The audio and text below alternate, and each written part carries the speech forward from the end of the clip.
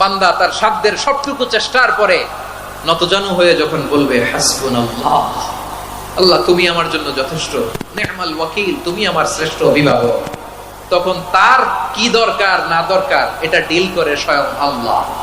এবং অনেক মুফাসসিরিন ইকরাম বলেছেন, অনেক আহলুল ইলমরা বলেছেন, এটা হচ্ছে ইসমে আজম। ইসমে আজম এমন দোয়া যেটা দিয়ে দোয়া করলে আল্লাহ দোয়া কবুল করে, কিন্তু এটা কোনটা এটা নিয়ে ইখতিলাফ আছে। কোন কোন আহলুল ইলম বলেন এই লা ইলাহা ইল্লা আনতা সুবহানাকা ইন্নী কুনতু মিনাল যালিমিন, এটা হচ্ছে ইসমে আজম। সাইয়েদনা ইউনূস আলাইহিস সালাম পড়েছেন। নমরুদ বলে, ইব্রাহিম তুমি নাকি মূর্তির পূজা না করে কোন নতুন রবের ইবাদত করো, কে তোমার রব?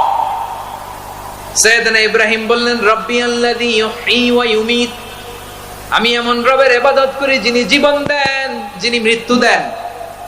নমরুদ বলে, তাই নাকি? তোমার রব জীবন দেয় মৃত্যু দেয়, আর এটা তো আমি দেই, আমিও তো জীবন দেই আমিও তো মৃত্যু দেই। সাইয়েদনা ইব্রাহিম বললেন, কেমন করে তুমি জীবন দাও মৃত্যু দাও একটু দেখাও তো। নমরুদ জেলখানা থেকে দুজন কয়েদিকে ডেকে আনলো, কয়েদি এনে অর্ডার করলো, একটাকে এখনই শিরোচ্ছেদ, হেড অফ, ডেথ পেনাল্টি, মৃত্যুদণ্ড দেয়া হলো, ফিনকি দিয়ে রক্ত বেরোলো। নমরুদ বলে, দেখো দুজনকে ধরে আনলাম, একজন কয়েদিকে দিলাম ডেথ পেনাল্টি, মৃত্যুদণ্ড, ওরে মৃত্যু দিলাম, আরেকজন যে দাঁড়িয়ে আছে চাইলে ওরেও আমি মৃত্যুদণ্ড দিতে পারি, কিন্তু না, ওরে আমি দিব না, ওরে আমি বাঁচাইয়া দিলাম, ছেড়ে দিলাম, মানে জীবন দিলাম।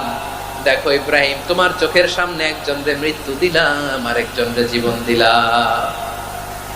আপাত দৃষ্টিতে তাই তো, একজনরে তো জীবন দিল, আরেকজনরে মৃত্যু দিল। সাইয়েদনা ইব্রাহিম এবার বিপাকে পড়ে গেলেন, কিন্তু এক একজন নবীকে আল্লাহ এমন উইজডম বিচক্ষণতা দিয়ে এই জমিনে পাঠিয়েছেন, মুহূর্তের মধ্যে আল্লাহর খলিল ইব্রাহিম বললেন, ফাইন্নাল্লাহা ইয়াতি বিশ-শামসি মিনাল মাশরিকি ফাতি বিহা মিনাল মাগরিব ফাবুহিতাল্লাযী কাফার।